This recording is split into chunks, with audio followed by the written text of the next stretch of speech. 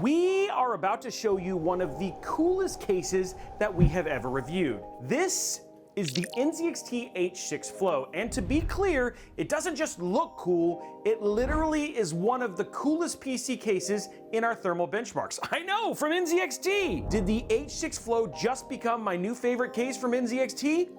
We'll find out.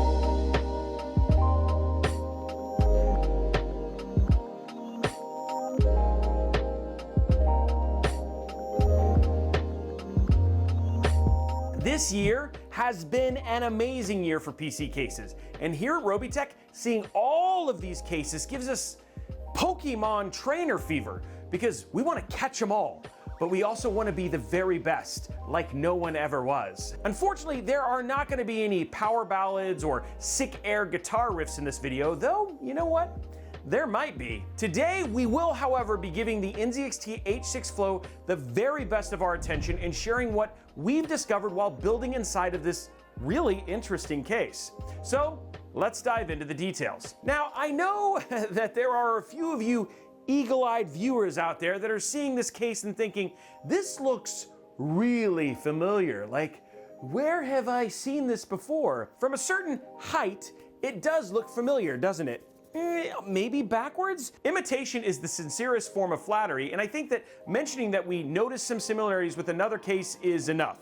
Why would we drag a joke out for like 60 or 70 more seconds than we really need to? The H6 Flow comes in two versions, starting at $109.99 for the H6 Flow and $134.99 for the H6 Flow RGB. You know what? 30 bucks for RGB? I mean, that's worth it right there. Now, both versions come in black or white, while the only real difference between the cases being whether or not the fans have RGB, which I suppose makes the H6 Flow RGB the shiny version of the case. For reference, the fans in the standard H6 Flow are NZXT's F120Q case fans, and for those in the H6 Flow RGB, it comes with NZXT's F120 RGB Core case fans. As far as dimensions go, the H6 Flow is 11.3 inches wide, 17.3 inches tall, and 16.34 inches deep, and it weighs just a bit over 20 pounds. If you want to think about a comparison, that's roughly the weight of a small push mower or a shopping cart. For case I/O and controls, the H6 Flow keeps things pretty simple. It has a power switch, though not as awesome as the Y70 Touch.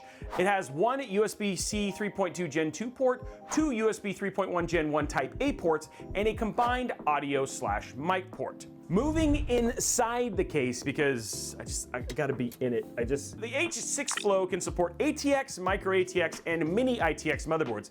If you think there's something missing, yeah, it's E and ATX, and it doesn't fit inside of this case. It's kind of okay. It's not really big, but you know, if you're disappointed, I'm sorry. Now, as for GPUs, the H6 supports GPUs up to 14.37 inches long and a little over 6 inches wide. Canonically speaking, that would be just enough space for like a smallish Pikachu to curl up and take a nap. For CPU cooling options, the H6 Flow can fit up to a 280mm or 360mm radiator at the top of the case, or 120mm rad at the case rear if you're looking for going something small. Or you might be thinking custom water cooling and you want like one of those small distro type pump res combos in the back. As for clearance for air coolers, the H6 has 6.42 inches of clearance. That means air coolers like NZXT T120 can fit perfectly, which, in case you were wondering, the T120 is actually a fantastic air cooler, and you can check out a review of it right here.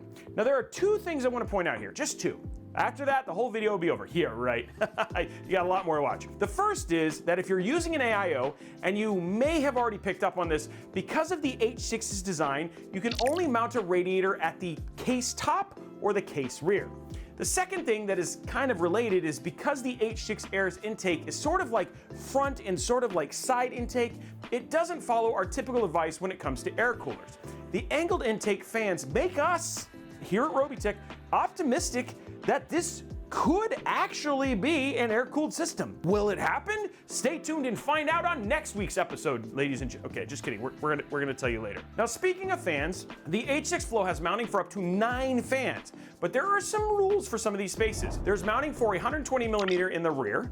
There are 3 120mm or 2 140mm at the top, 3 120mm fans at the side, which the H6 has pre-installed because I'll tell you, they're a pain in the butt, and finally space for two 140mm fans at the bottom. As long as we think the fans aren't too chunky. To be honest, I'm telling you, man, if they are just a smidge too wide, they may have issues fitting down there. How about PSU support, Roby? Well, the H6 Flow can accommodate PSUs 200mm in length, or around just, under 8 inches. In other words, it will fit most standard 150mm PSUs with a slight amount of space for cabling. Just don't go overboard. We're going to talk more on that later. As for hard drive mounts, the H6 Flow has mounting for one 3.5-inch hard drive or two 2.5-inch SSDs. All right, now for the numbers. We've been teasing this out, so let's go ahead and dive in. And if you want to know all of the specs that we use for our thermal stuff, check down in the description below because we use the same parts in every single build. So when idling, the NZXT H6 Flow averaged 28 degrees Celsius on the CPU and GPU. This puts the H6 in contest to be one of our top 3 PC cases in this test. Under heavy PC load, the H6 Flow dominated the charts with CPU temps at 72 degrees Celsius. Now this was close. We're talking 0.5 degrees cooler than the Lian Li O11D Evo XL. Considering how open of a case the Evo XL is, this is seriously impressive. In our 1440p gaming benchmarks, the H6 tied first place with CPU temperatures matching those of the Phanteks NV7 at 44 degrees. However, when it came to the GPU temperatures, the NZXT H6 Flow led the pack at 59 degrees Celsius. Now this is where we're going to take things in a little bit of a different direction. Since air cooling a CPU depends on front intake, and we are seeing more and more cases doing this whole side intake fan setup, we typically only show performance with an AIO installed. The H6 Flow, however, is a weird one. Since it brings in air from the side-ish, front-ish directions, we wanted to see how it would do with an actual air cooler. Using Noctua's NHU12A tower-style air cooler, we put the H6 through the same tests again.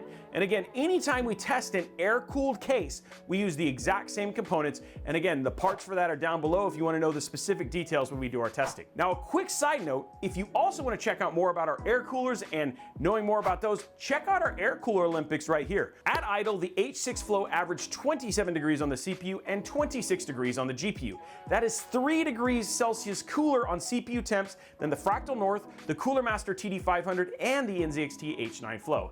And these cases are no slouches when it comes to airflow. Under load, the H6 Flow stayed the coolest of cases, with an average of 78 degrees. It took a 2-degree lead over the Fractal North, a 3-degree lead over the H9 Flow and the TD500 Mesh V2, and 4 degrees over Deepcool's SH510. Now in our gaming test, the cooling in the H6 Flow was super effective.